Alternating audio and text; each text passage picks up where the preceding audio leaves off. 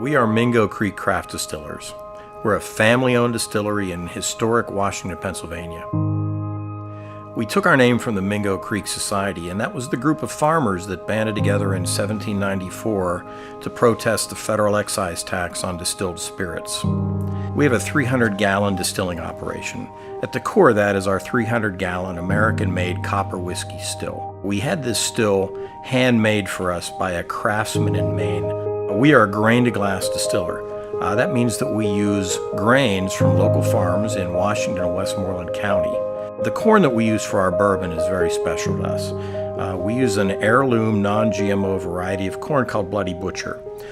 Bloody Butcher is a very rare corn to use in the whiskey world, simply because its yield is so low.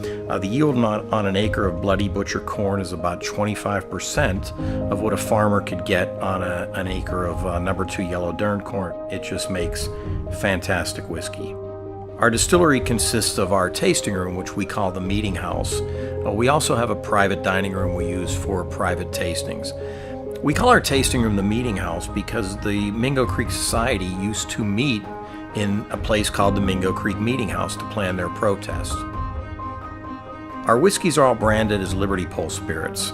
The Mingo Creek Society would place Liberty poles, which were simply poles with scraps of muslin or fabric that had no excise tax written on them. They would place these poles around the countryside in town squares, and it was their way of rallying support from the public to their cause.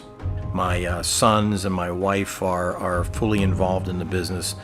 We have friends and family that have just been an unbelievable help to us.